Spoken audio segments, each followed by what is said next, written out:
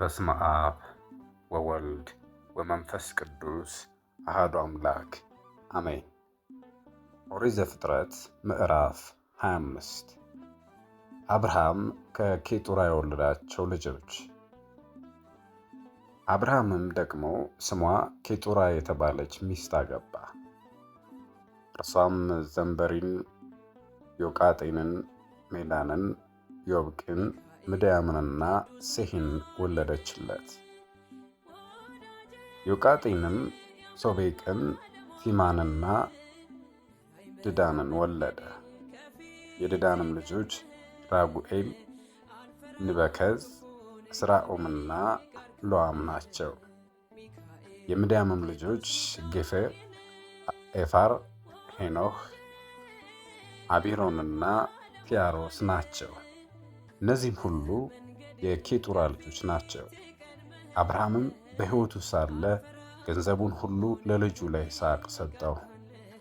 አብርሃምም ለቁባቶቹ ልጆች ሀብትን ሰጣቸው። እርሱም ገና በሕይወቱ ሳለ ከልጁ ከይስሐቅ ለይቶ ወደ ምስራቅ ሀገር ሰደዳቸው። የአብርሃም ሞት። አብርሃምም የኖረበት የዕድሜው ዓመታት እነዚህ ናቸው። 175 ዓመት ኖረ። አብርሃምም መልካም ሽምግልናን ሸምግሎ ዘመኑንም ፈጽሞ ሞተ፣ ወደ ወገኖቹም ተጨመረ። ልጆቹ ይስሐቅና ይስማኤልም በመምሬ ፊት ለፊት ባለው በኬጢያዊው በሰዓር ልጅ በኤፍሮን እርሻ ላይ ባለ ድርብ ክፍል በሆነው ዋሻ ውስጥ ቀበሩት። ይህም አብርሃም ከኬጢ ልጆች የገዛው እርሻ ነው። አብርሃምንና ሚስቱን ሳራን በዚያ ቀበሯቸው። እንዲህም ሆነ፣ አብርሃምም ከሞተ በኋላ እግዚአብሔር ልጁን ይስሐቅን ባረከው።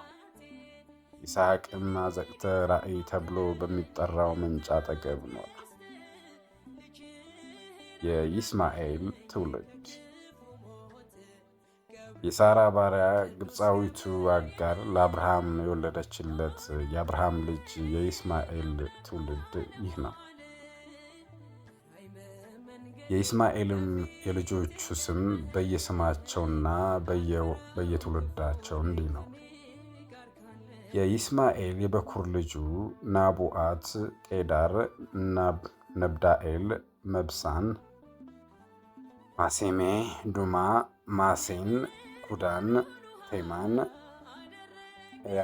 ኤያጤር፣ ናፌስ፣ ቄድን።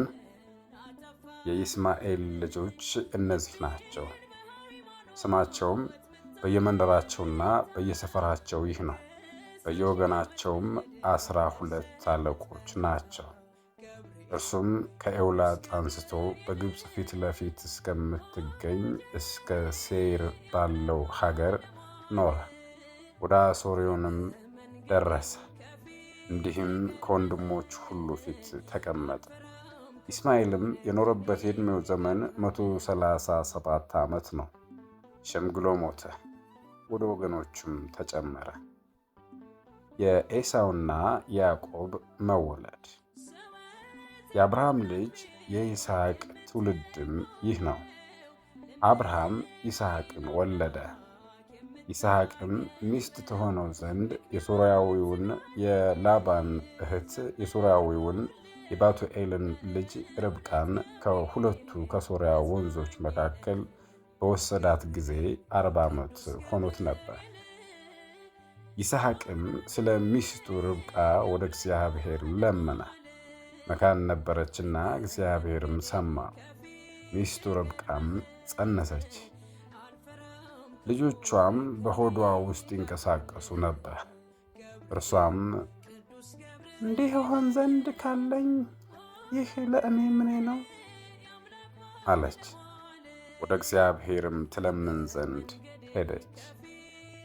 እግዚአብሔርም አላት፣ 2 ሕዝቦች በማኅፀንሽ አሉ፣ ሁለቱም ሕዝብ ከሆድሽ ይወለዳሉ። ሕዝብም ከሕዝብ ይበረታል፣ ታላቁም ለታናሹ ይገዛል። የምትወልድበትም ወራት ተፈጸመ። በማኅፀኗም መንታ ነበሩ። የበኩር ልጇም ወጣ፣ እንደ ጽጌረዳም ቀይ ነበረ፣ ሁለንተናውም ጠጕራም ነበር። ስሙንም ኤሳው ብላ ጠራችው። ከዚያም በኋላ ወንድሙ ወጣ፣ በእጁም የኤሳውን ተረከዝ ይዞ ነበር። ስሙንም ያዕቆብ ብላ ጠራችው። ርብቃ ኤሳውንና ያዕቆብን በወለደቻቸው ጊዜ ይስሐቅ 60 ዓመት ሆኖት ነበር። ኤሳው ብኵርናውን እንደሰጠ፣ ብላቴኖቹም አደጉ ጎለመሱም። ኤሳውም አደን የሚያውቅ የበረሃ ሰው ሆነ። ያዕቆብ ግን ጭምት ሰው ነበረ፣ በቤትም ይቀመጥ ነበር።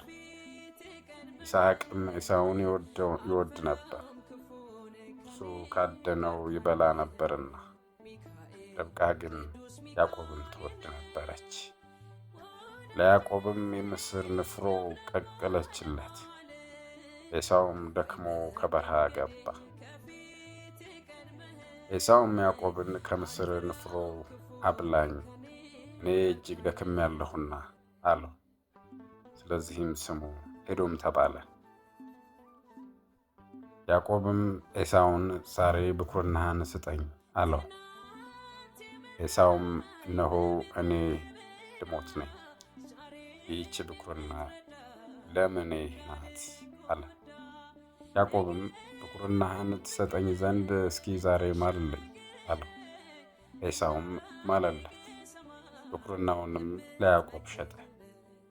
ያዕቆብም ለኤሳው እንጀራና የምስር ንፍሮ ሰጠ። በላ፣ ጠጣ፣ ተነስቶም ሄደ።